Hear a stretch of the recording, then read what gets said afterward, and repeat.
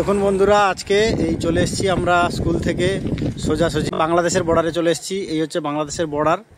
হ্যাঁ, বাইকে করে এলাম। এই দেখুন পিছনে আমার কাঁটা তার, যেটাকে বলে বাংলাদেশের বর্ডার। ইন্ডিয়াতে আছি, এই সাইডে হচ্ছে বাংলাদেশ, কিন্তু সাইডে রাস্তার এই সাইডেই বাংলাদেশ। আপনাদের এইদিকে দেখুন বাংলাদেশের চা বাগান। এখানে এই যে রাস্তাটায় দাঁড়িয়ে আছি, পিছনে দেখতে পাচ্ছেন পিচ লাইন। এই যে পিচ লাইন, এটা বিএসএফ টহল দেয়, রাতের বেলায় বিএসএফ টহল দেয়। এইদিকেও কাঁটাতার দেওয়া আছে। এর আগেও আমরা এসছি, তবে অনেক বছর আগে, 2-3 বছর হয়ে গেল নতুনভাবে কাঁটাতার লাগিয়েছে, দেখতে পাচ্ছেন আপনারা। আর এইদিকে আর একটা তার ছিল পুরনো, ভেঙে এখন এই ভারত বাংলাদেশের গন্ডগোলের জন্য নতুন করে আবার সাজানো হয়েছে। ওইদিকে চা বাগান অনেকেরই, এখানকার লোকেদের ওইদিকে বাগান বা জমি থেকে গেছে, ওরা এখনও পারমিশন নিয়ে যায়, চাষবাস করে, এখানকার যাতায়াত আছে।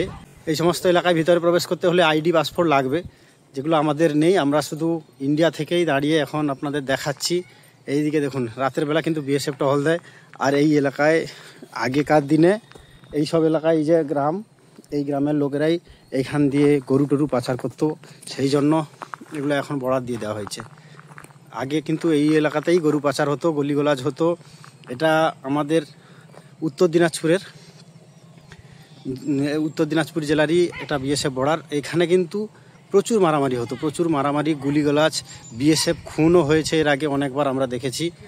পেপারে নামও যেটা জানতে পারেন, এই এলাকা থেকেই সমস্ত খবরগুলো প্রায় বেশিরভাগ যায়। এই সমস্ত এলাকা কিন্তু খুবই সেনসিটিভ এরিয়া। আর আমরা আজকে বেরিয়ে এসেছিলাম এখানে একটা কাজ। বর্ডারগুলো কিন্তু বেশি দিন হয়নি। ভারত বাংলাদেশ আগে ভাই ভাই ছিল, এখন কিছু করার নেই, আলাদা হয়ে গেছে, এখন প্রতিবেশী রাষ্ট্র।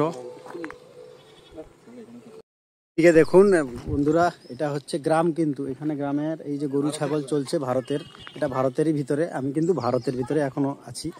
এটা লোক ধান শুকাচ্ছে, এদিকে গরু ছাগল চড়ছে এই বর্ডারেরই এইখানে ধারে জমিতে, এইখানে আসে। আর এদিকে ছোট্ট খাটো কাঁটাতার দেওয়া আছে, জাস্ট এই বিএসএফের টহলটাকে দেওয়ার জন্য, রাস্তাটাকে সেভ করার জন্য কাঁটাতার আছে। এটা সামান্য কাঁটাতার, এমনিতেই কোনো কিছুই নেই। এখানকার গ্রামবাসীরা, আমরা তো পাশাপাশিরই লোক, বুঝি। এখানকার গ্রামবাসীরা ভালো চাষবাস করে, কিন্তু আগেকার দিনে এই গ্রামবাসীরাই গরু পাচার থেকে শুরু করে যত রকম সমস্যা এই গরু পাচারকে ঘিরেই হতো। আর এই এলাকাগুলো খুবই সেনসিটিভ এরিয়া, খুবই সেনসিটিভ। যখন তখন গুলি গোলাজ হয়, মোটামুটি খুনাখুনি বিএসএফের সাথে এই গরু পাচার থেকে কেন্দ্র করে। দেখুন বন্ধুরা, আমাদের মাস্টার মশাই কিছু আপনাদের বলে বুঝাচ্ছেন এই যে বর্ডার সম্বন্ধে একটু। আমরা এসেছি 3 জন। তো 1971-এ মুক্তিযুদ্ধের সময় বাংলাদেশ স্বাধীনতা লাভ করলেও প্রথমে তো সে পূর্ব পাকিস্তান ছিল, পরে নতুন রাষ্ট্র হওয়ার পরে প্রথমে ভারত বাংলাদেশে এই বর্ডার ছিল না। কিন্তু এতই বাংলাদেশ থেকে শরণার্থী আসতে শুরু করলো, বাধ্য হয়ে ভারত সরকার এই বর্ডার চালু করেছিল। তবে তার সত্ত্বেও পশ্চিমবঙ্গের পুরো জায়গার উপরে বর্ডার দেওয়া সম্ভব হয়নি, কোথাও নদী আছে। তখনকার দিনে সম্ভব হয়নি, এখন অনেকটাই সম্ভব হচ্ছে। নদী এরিয়া টেরিয়া এখনো তো নদী এরিয়া ছাড়া আছে, শুধু বিএসএফ টহল দেয়।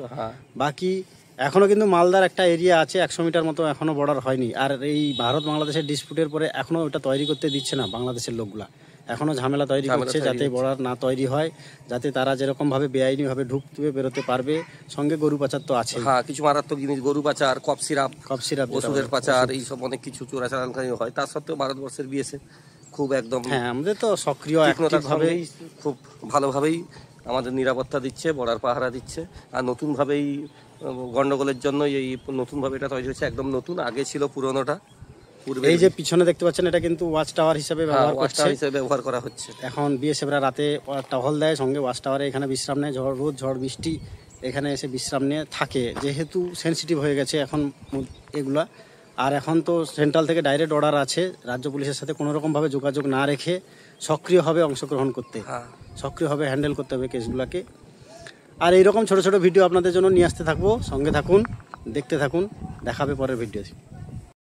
দেখুন বন্ধুরা, এই হচ্ছে গ্রাম, আর এই পিছনে যে বর্ডার, এইদিকে চাষবাস কিন্তু চলছে, এই বিভিন্ন রকম শাকসবজি চাষ। এটা হচ্ছে আমাদের গ্রামের ধান রোদে দিয়েছে। মাস্টারমশাই বাইকে এলেন, আমরা বাইকে একটা এসছি। এই যে আমাদের বাইক, 3 জন। এদিকে কিন্তু চা বাগান, এই দেখুন, এই বর্ডার পিছনে আর এইদিকে চা বাগান। এলাকা কিন্তু ভালো, আর আবহাওয়া তো খুবই ভালো। এই আম গাছ